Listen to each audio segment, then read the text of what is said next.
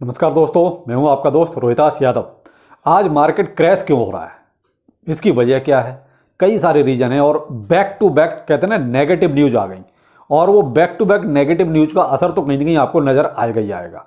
बाकी और ये कहो कोई पहाड़ टूट गया ऐसा कुछ भी नहीं है, लेकिन वो कहते हैं कई बार अचानक से चीज़ें हो जाती हैं और उसी का इम्पैक्ट आपको मार्केट पर दिखाई देता है।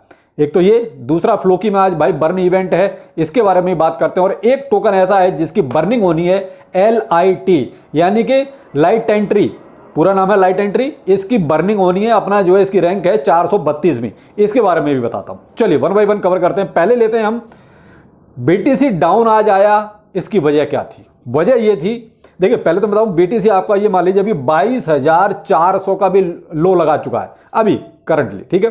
तो 22,400 तक BTC चला गया। मार्केट में अचानक से हाहाकार मच जाता है कि नीचे क्यों जा रहा है, नीचे क्यों जा रहा है। भाई कुछ चीजें ऐसी हैं जो नीचे ले जा रही हैं उसको, और कुछ क्या कहते हैं जबरदस्ती का प्रेशर बनाया जा रहा है कि इसको नीचे लेके जाओ, यानी ऊपर जाए तो परेशानी, नीचे जाए तो परेशानी। अब पहला क्या हुआ है, देखिए सबसे बड़ी जो प्रॉब्लम हुई वो टर्की और सीरिया से आ रही है, क्योंकि वहां जो आप ये देख रहे हैं भूकंप आ रहा है बैक टू बैक, यानी वहां 4-5 बार भूकंप आ गया विद इन 24 या 36 घंटे में।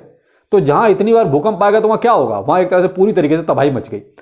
जो अनऑफिशियल चीजें निकल के आ रही वो 20 से 25,000 लोगों की डेथ तक की बता रहे हैं।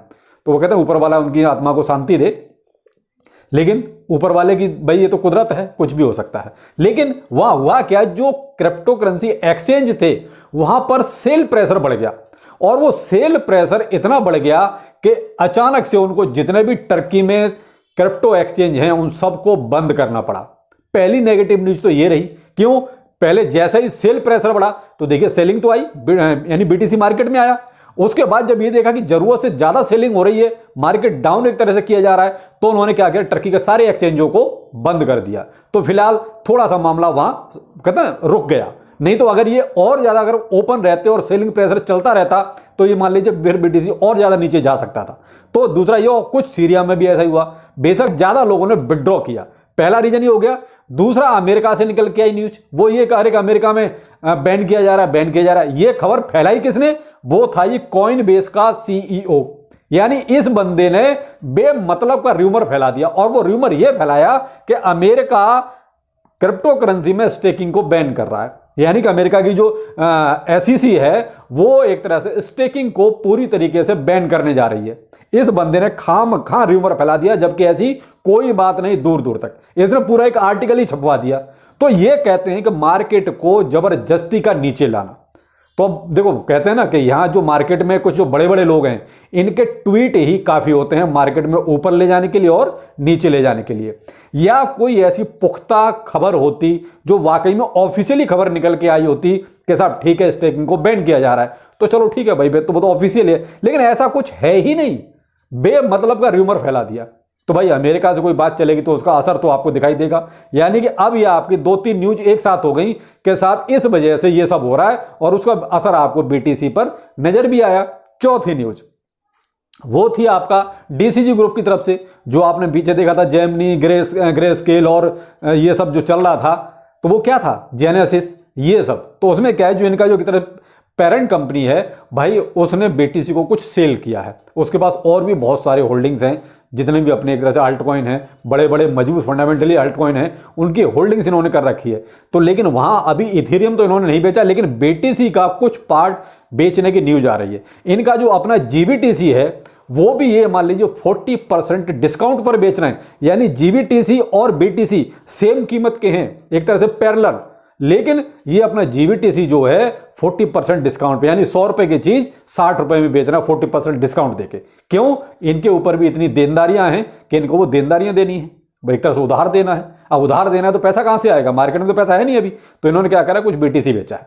तो ये कुछ चीजें ऐसी थी जिसकी वजह से मार्केट में अचानक से ये सब हुआ है, और उसकी वजह से पैनिक हुआ। लेकिन यहां जो सबसे बड़ी जो न्यूज थी ना, वो थी टर्की वाली, जहां सेलिंग प्रेशर बहुत ज्यादा रहा। दूसरी थी इस बंदे ने जो खामखा र्यूमर फैलाया, यानी कॉइनबेस के CEO ने, कि इसने मार्केट को एक तरह से डंप करने का काम किया, जबकि ऐसी कोई न्यूज मार्केट में पुख्ता रूप में नहीं है।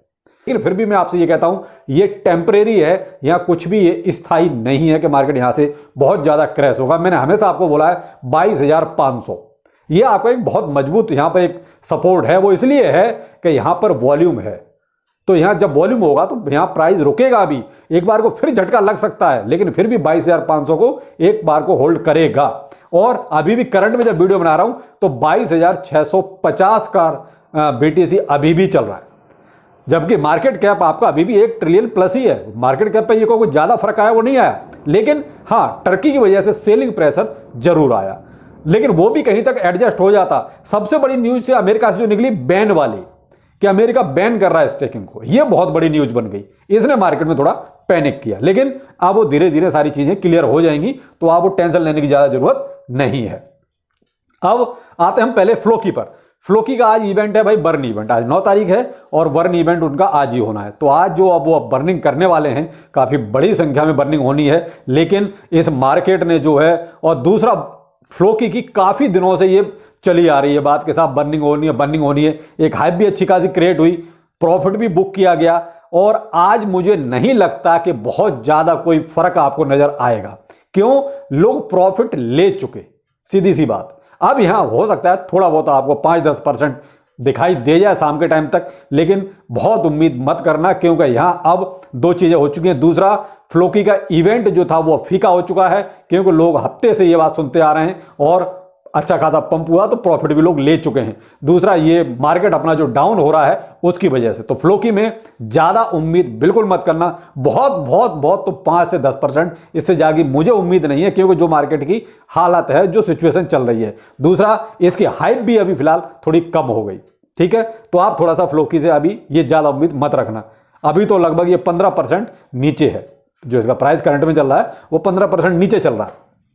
अब आते हैं, जो मैंने कहा कि आपकी एक बर्निंग और होनी है, और इसमें आपको एक थोड़ा बहुत कहीं ना कहीं उछाल दिखाई दे सकता है, वो है LIT कॉइन। इसकी जो रैंक है कॉइन मार्केट कैप पर 432 यानी 432, और अगर इसको पूरा नाम होते हैं तो लाइट टेंट्री कॉइन है ये, ठीक है भाई। अपने टॉप 500 में आता है, तो मजबूत कॉइन है ये, कोई ज्यादा हल्का फुल्का है ऐसा भी नहीं है। इसकी जो बर्निंग होनी है वो होनी है 5,68,750 LIT टोकन्स की बर्निंग होनी है। आजकल मैंने कहा ना कि सब बर्निंग पे उतर आए हैं, तो देखिए कहीं ना कहीं ठीक है, इन्वेस्टर के लिए तो अच्छी बात है।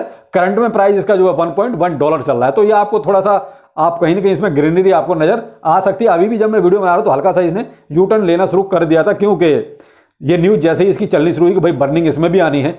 तो जिस जिस टोकन में आप थोड़ा सा ध्यान रखिए, जैसे ही कोई बर्निंग की न्यूज आती है किसी भी टोकन में, तो उसमें आप थोड़ा सा जो ना अलर्ट हो जाइए, और वहां आपको थोड़ा बहुत कहीं ना कहीं प्रॉफिट मिल सकता है। ये पूरे चांस हो जाते हैं। और आजकल एक ट्रेंड चल गया है बर्निंग का भी, कि सब बर्निंग करने में लगे हुए हैं, चाहे कोई थोड़ी कर रहा है या कोई ज्यादा कर रहा है। लेकिन एक चीज अगर मेरे पॉइंट ऑफ व्यू से अगर मैं बताऊं, तो ये बर्निंग कहीं ना कहीं इन्वेस्टर के फायदे का सौदा है।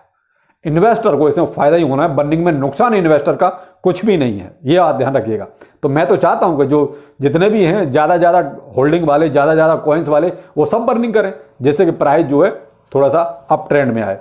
इसकी जो टोटल सप्लाई है वो 100 मिलियन की है केवल, ये देख लीजिए, सप्लाई बहुत कम है, और उसमें से भी लगभग जो आपकी 40 मिलियन के आसपास सर्कुलेशन में है, और ये लगभग आपका 5.5 लाख से ज्यादा टोकन आज ये बर्न करेगा 2-1 दिन में। अभी आज तो नहीं, लेकिन आपको प्राइस आपसे ही थोड़ा सा अप ट्रेंड में आपको दिखाई दे सकता है।